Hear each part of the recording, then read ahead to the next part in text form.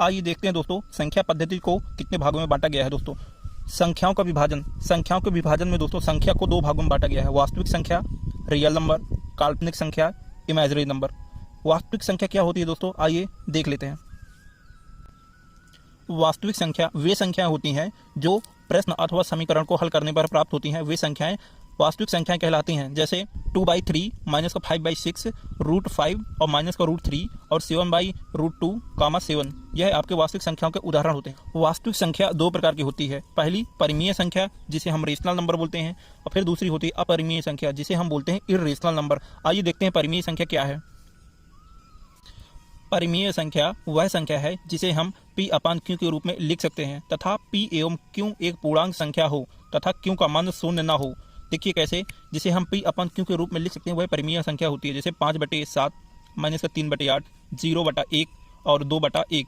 यानी कि यदि कोई सिंपली 3 लिखा है तो 3 को भी हम परिमेय संख्या बोल देंगे क्योंकि उसके बटे हम 1 लगा सकते हैं, और 0 भी लिखा तो उसके बटे हम 1 2 3 4 5 कुछ भी लगा सकते हैं क्योंकि जब हम भाग देंगे तो उसका वैल्यू 0 ही आएगा, कोई दिक्कत नहीं है। परंतु यदि हम इसमें 1 में या किसी संख्या में अगर 0 को भाग देंगे तो उसका मान अनंत हो जाएगा, तो यह आपकी परिमेय संख्या नहीं होगी।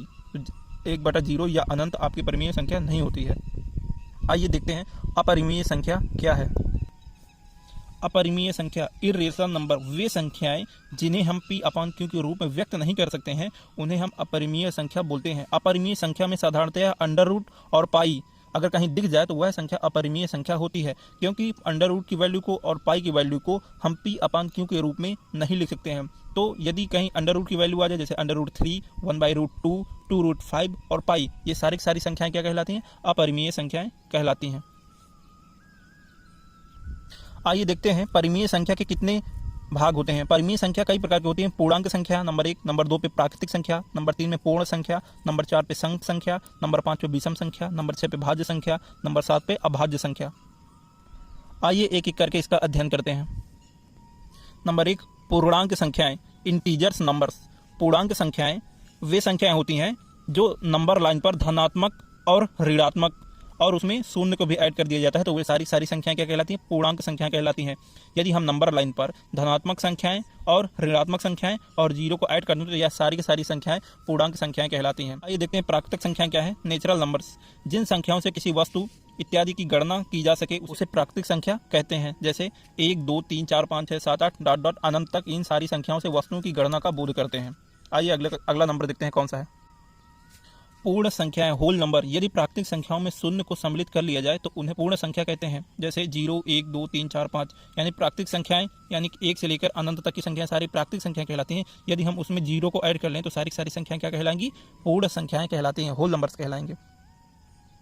सम संख्याएं वे संख्याएं जो 2 से विभाजित हो जाती हैं उन्हें सम संख्या कहते हैं। जैसे 2 4 6 8 10, ये सारी संख्याएं 2 से विभाजित हो जाती हैं। नोट मैंने लिखा हुआ है 0 सम संख्या है, क्योंकि 0 में यदि हम किसी भी संख्या से भाग देते हैं तो उसका मान 0 ही आता है, तो 0 क्या है, एक सम संख्या है। आइए अगला नंबर देखते हैं। विषम संख्याएं ऑड नंबर्स, वे प्राकृतिक संख्याएं जो 2 से पूर्णतः विभाजित नहीं होती हैं उन्हें विषम संख्याएं कहते हैं। मतलब जो 2 से पूर्णतः विभाजित नहीं होती, जैसे 1 3 5 7 9 13, ये सारी संख्याएं 2 से विभाजित नहीं होती हैं, अतः ये संख्याएं विषम संख्याएं कहलाती हैं। अभाज्य संख्याएं प्राइम नंबर्स, वे प्राकृतिक संख्याएं जिनके केवल 2 गुणांक होते हैं, पहला 1 दूसरा स्वयं, वे सभी संख्याएं अभाज्य संख्याएं कहलाती हैं। अभाज्य संख्या जो मतलब किसी से नहीं कटनी है, केवल खुद से कटती हैं, तो वे संख्याएं क्या कहलाती हैं, अभाज्य संख्याएं कहलाती हैं। उसके 2 गुणांक होते हैं, एक तो स्वयं और एक 1। जैसे 2 है, 2 का गुणांक क्या होगा, 1 और 2, मतलब एक गुणांक हो गया उसका स्वयं हो गया। जैसे 3 का 1 हो गया और खुद से 3 से डिवाइड होगी। जैसे 5 का 1 गुणांक तो है ही है और खुद से कटेगी, तो ये सारी संख्याएं क्या कहलाती हैं, अभाज्य संख्याएं कहलाती हैं। भाज्य संख्याएं कंपोजिट नंबर, वे प्राकृतिक संख्याएं जिनके 2 से अधिक गुणांक खंड होते हैं उन्हें भाज्य संख्याएं कहते हैं। जैसे 4 6 8 9, 4 के गुणनखंड कैसे होंगे, 1 × 2 × 2 कर सकते हैं। ये देखिए इसके 1 से अधिक गुणनखंड है, 1 × 2 × 2। 6 के क्या होंगे, 1 × 2 × 3। और 8 को क्या लिख सकते हैं, 1 × 2 × 2 × 2, 2 दूनी 4 दूनी 8, 8 एकम 8, तो 8 के गुणनखंड 2 से अधिक है, तो ये सारी संख्याएं क्या कहलाएंगी, भाज्य संख्याएं कहलाते हैं, कंपोजिट नंबर कहलाता है। आइए अब हम देख लेते हैं विभाज्यता के नियम, रूल ऑफ डिविजिबिलिटी। देखिए देखते हैं 2 के विभाज्यता का नियम क्या कहता है। 2 का विभाज्यता का नियम कहता है जिनके इकाई अंक सम संख्या हो अथवा शून्य हो तब वह संख्या 2 से अवश्य विभाजित होगी। दोस्तों यह रूल कहता है कि यदि किसी का इकाई अंक यानी कि ये 2 से विभाजित हो, ये 4 2 से विभाजित है 0 हो, यदि इकाई अंक 2 से विभाजित हो या इकाई अंक में 0 हो तो वह संख्या 2 से अवश्य विभाजित होगी। रूल लिखा हुआ है सम संख्या 2 से विभाजित हो जाए सम संख्या कहलाती है। यही लिखा हुआ है 2 4 6 8 10 12। ये देखिए लास्ट की इकाई अंक यदि 2 से विभाजित हो जाती है तो वह संख्या 2 से विभाजित हो जाएगी, और लास्ट में यदि 0 भी आ जाए तो वह संख्या भी 2 से डिवाइड हो जाएगी।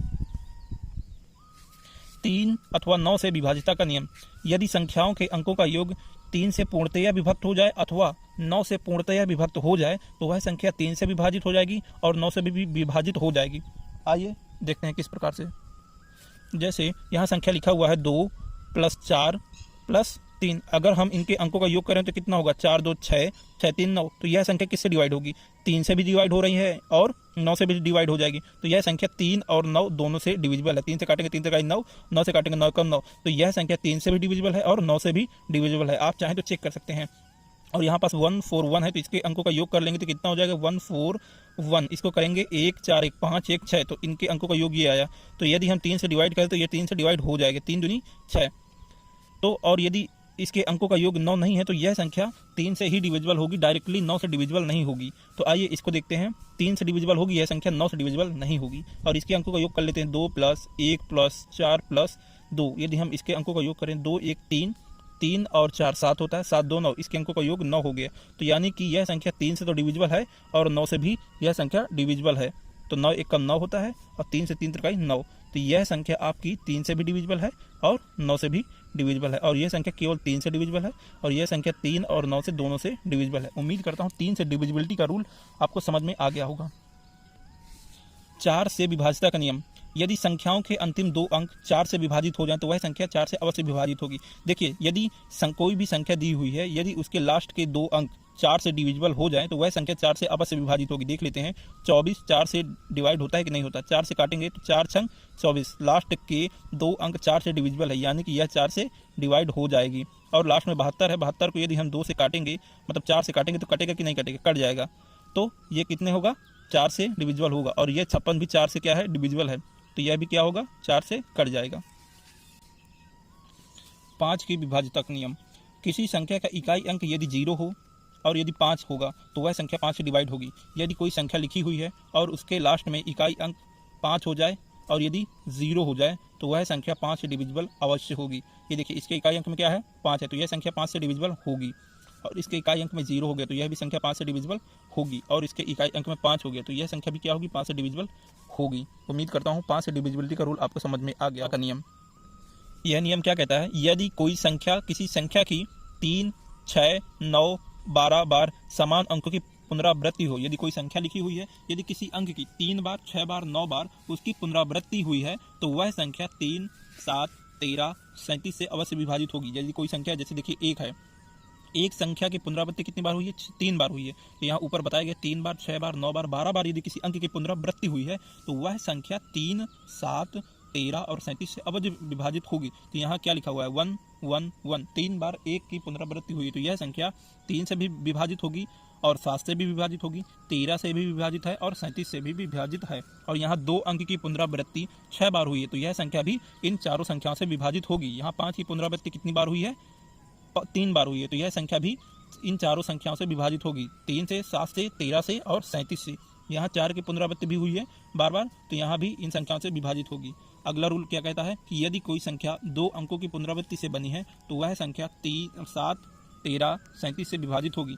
यदि कोई 2 अंकों की संख्या की पुनरावृत्ति हो रही है बार बार, यहाँ 1 अंक की पुनरावृत्ति हो रही थी 1 1 1 की, यहाँ 2 अंक की पुनरावृत्ति हुई है, जैसे 38 ले लिया गया, 38 को बार बार रिपीट हो रहा है, 38 38 38 38 क्या हो रहा है, बार बार आ रहा है। तो वह संख्या 3 से डिविजिबल नहीं होगी, 7 से होगी, 13 से होगी और 37 से होगी।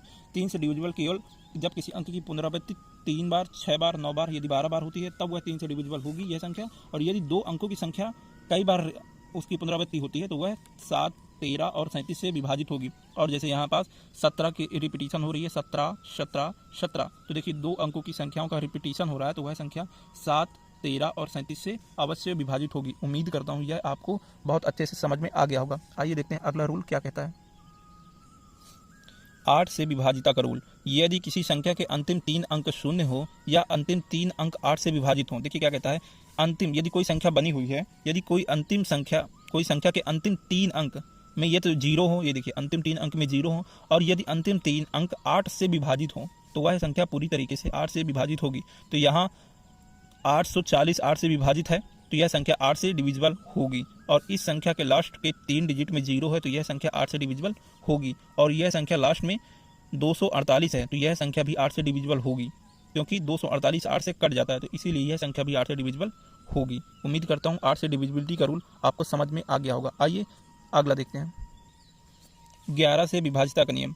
यदि किसी संख्या के विषम स्थानों के अंकों का योग एवं सम स्थानों के अंकों का योग, सम स्थान और विषम स्थान क्या है दोस्तों, यदि कोई एक बड़ी संख्या लिखी हुई है, इसके सम स्थान यानी कि यह किस स्थान पर है, पहले स्थान पर है, यह दूसरे स्थान पर है, यह तीसरे स्थान पर है, यह चौथे स्थान पर है, और यह 5वें और यह 6वें, तो इसका सम विषम क्या हो गया, एक विषम संख्या होती है, 3 विषम संख्या होती है, 5 विषम संख्या हो गई, तो इसके विषम स्थानों के अंकों का योग, ये विषम स्थान हो गया और यह विषम स्थान हो गया, और इसके सम स्थानों के अंकों का योग 2 और 4 सम स्थान है, तो इसके विषम स्थानों का योग कितना हो जाएगा, 3 विषम स्थान पर 3 है, फिर विषम स्थान पर 2 है, फिर विषम स्थान पर 4 है, तो हम इनको योग कर लेंगे, कितना आ जाएगा, हम इसको जोड़ेंगे तो 4 3 2 5 5 4 9 आ जाएगा, और इसके अगर सम स्थानों के अंकों का योग करें तो 5 + 1 + 3 तो कितना हो जाएगा, 5 1 6 3 9। तो अब देखिए यदि हम इसके विषम स्थानों के अंकों का योग माइनस सम स्थानों के अंकों का योग करें तो वह संख्या अगर 0 आ जाए या 11 से डिविजिबल हो जाए तो वह संख्या क्या कहलाएगी, 11 से विभाजित संख्या कहलाएगी। यहाँ देखिए 0 आया है तो यह संख्या 11 से विभाजित है। यदि कहीं घटाने पर ऐसी संख्या आ जाती है कि 11 से विभाजित हो जाएगी तो वह संख्या 11 से अवश्य विभाजित होगी। यहाँ पर देख लेते हैं, यहाँ एक विषम स्थान पर है, यहाँ ये भी विषम स्थान पर है, ये दूसरे स्थान पर है, ये चौथे स्थान पर है, यह 5वें स्थान पर है और ये 6ठे स्थान पर है। तो पहले विषम अंकों का योग कर लेते हैं, 7 + 9 + 2 अगर जोड़ेंगे तो कितना हो जाएगा, 16 2 18 18 हो गया। अब सम स्थानों के अंकों का योग कर लेते हैं, 8 + 4 + 6 तो 8 4 12 12 6 18 हो जाएगा। अब देखिए अगर 18 में से 18 गया कितना आएगा, 0, तो यह संख्या क्या होगी, 11 से विभाजित संख्या एक होगी, क्योंकि इसके विषम स्थानों और सम स्थानों के अंकों का अंतर 0 आया है। उम्मीद करता हूँ डिविजिबिलिटी रूल आप सभी को समझ में आ गया होगा। सरलीकरण यानी सिंप्लीफिकेशन के प्रश्नों को हल करने के लिए बॉड मास एक महत्वपूर्ण भूमिका अदा करता है। बॉड मास को दरअसल हम बी बॉड मास के नाम से भी जानते हैं।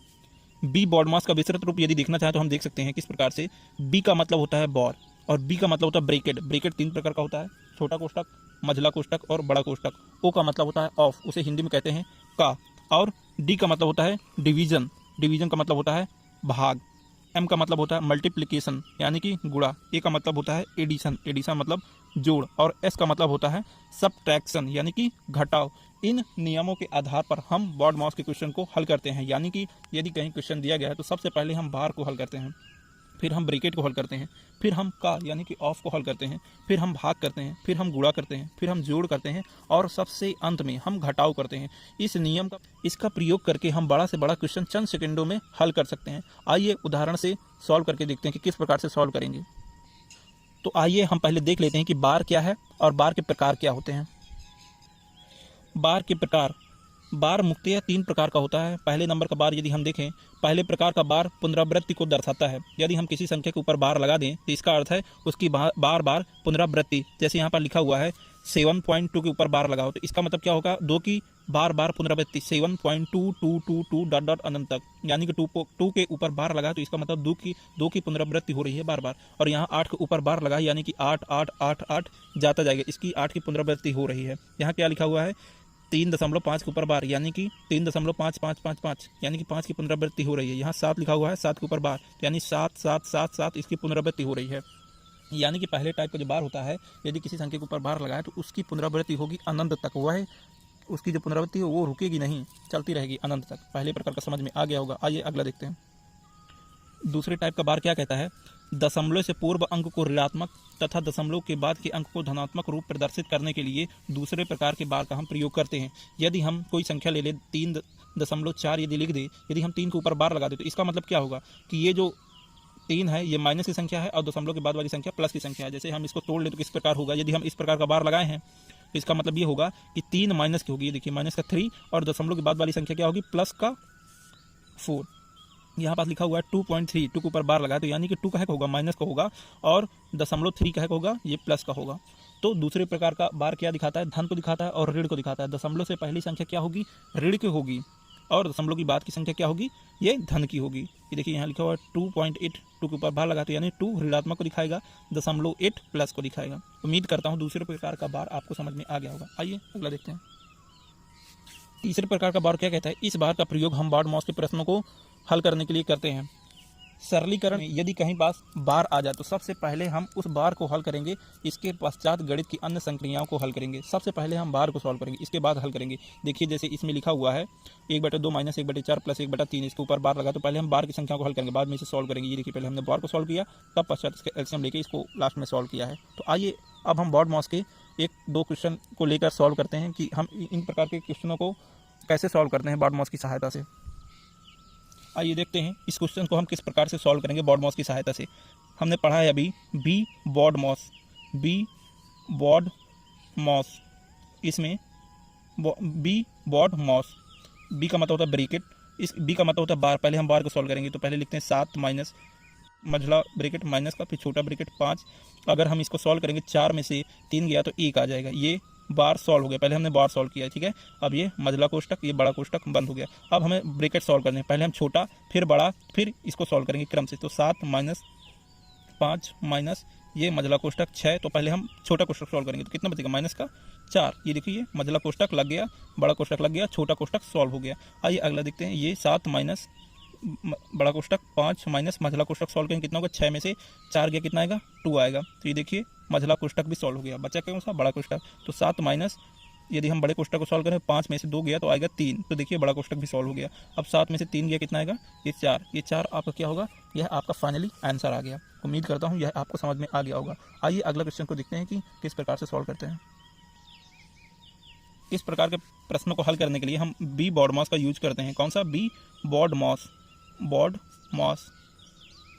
तो सबसे पहले हम बार को सॉल्व करेंगे, बार यहाँ लगा हुआ है, ये देखिए 2 के ऊपर 2 बार लगा हुआ। तो आइए पहले हम सॉल्व करते हैं, 2 डिवाइड बाई 2, फिर का, फिर बड़ा कोष्टक 2 गुणी 2 डिवाइड बाई मझला कोष्टक 2 गुणी 1/2, फिर का, फिर छोटा कोष्टक 2, फिर बार को सॉल्व करेंगे कितना आएगा, 0।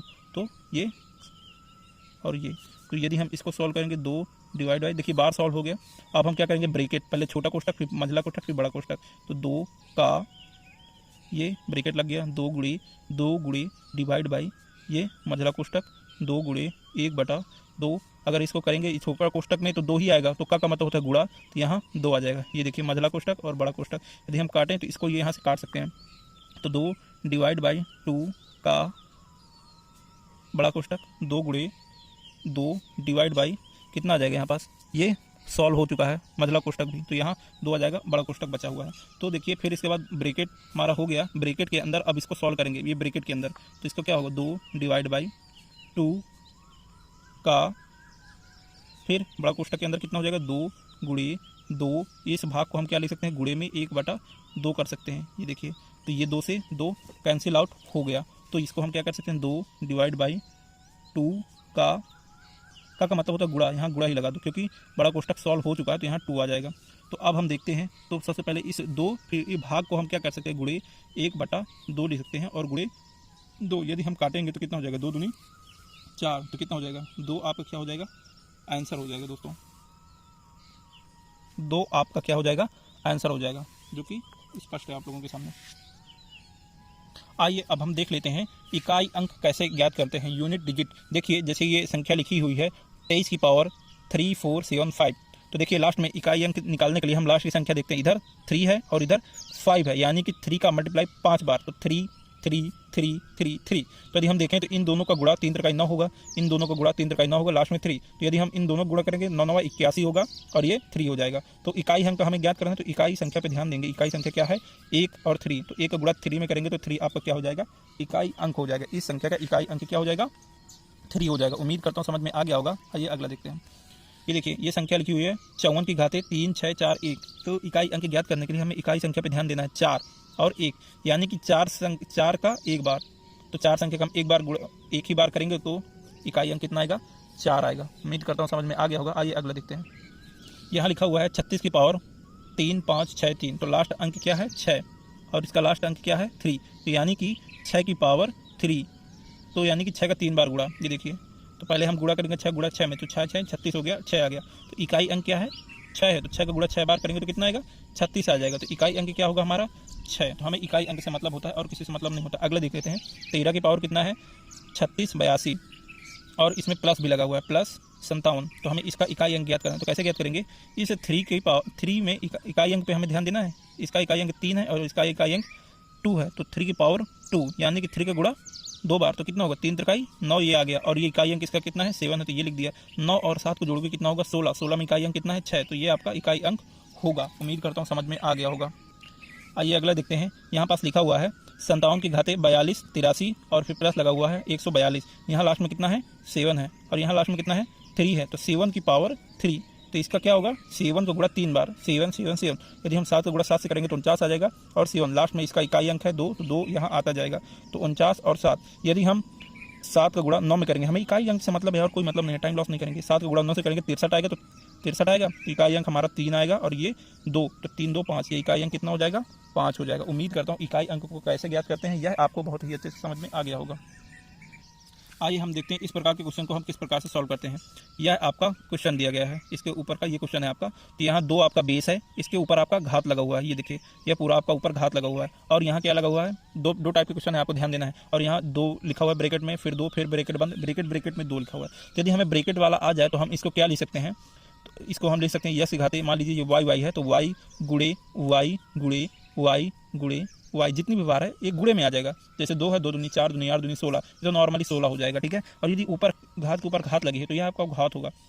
देखिए बेस है तो बेस समान ही रहेगा। तो 2, इन दोनों को यदि हम सॉल्व करेंगे तो कितना आ जाएगा, 2 दूनी 4 आ जाएगा, ये आ गया। ऊपर 2 बचे। तो अब आप देखिए इन दोनों को आप सॉल्व करेंगे, यानी 4 की पावर 2 कर दोगे तो कितना होगा, 4 की पावर 2, यानी कि 4 गुणे 4, तो कितना होगा, 4 से 16, ये आ गया 16। अब 16 की पावर 2 बचा, ठीक है, ये आपका बेस रहेगा। अब 16 की घाते 2 का मतलब हुआ 16 गुणा 2 बार, 16 गुणे 16 कितना होता है, 256 होता है। तो यह है आपका आंसर आ गया। इस प्रकार के क्वेश्चन को करने के लिए x की पावर y गुणे x गुणे, मतलब जितना भी है घात में वो सबको गुणे में लगा देंगे, और जितना आएगा वो आंसर हो जाएगा। जैसे 2 दूनी 4 दूनी 8 दूनी 16, ये आपका 2 की घाते 16 क्या हो गया, ये आपका आंसर हो गया। और इसके इस सवाल के लिए यह आपका आंसर हो गया। उम्मीद करता हूँ ये समझ में आ गया होगा।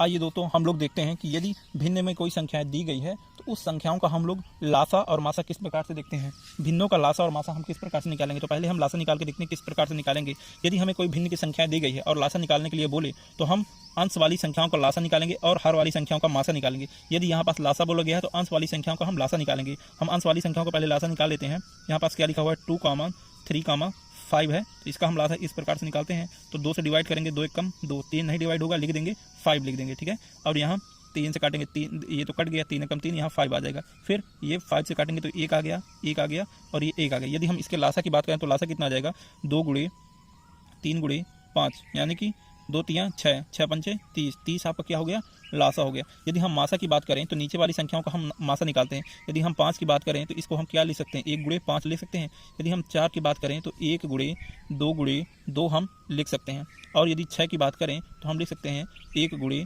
2 गुणे 3, 6 को हम ये लिख सकते हैं। और यदि हम इसके मासा की बात करें तो हम इसको मासा में क्या लिख सकते हैं, इन सब में कॉमन है क्या, इन सब में कॉमन है 1, तो आपका मासा क्या होगा, मासा आपका 1 होगा। यदि हम पता करें कि इन संख्याओं का मतलब जो भिन्न की संख्या दी गई है तो इस संख्याओं का लासा क्या होगा। यदि हम लासा की बात करें तो पहले हम ऊपर अंश में लिख देंगे लासा और नीचे क्या लिख देंगे, मासा। तो यह आपका क्या होगा, यह आपका आंसर होगा।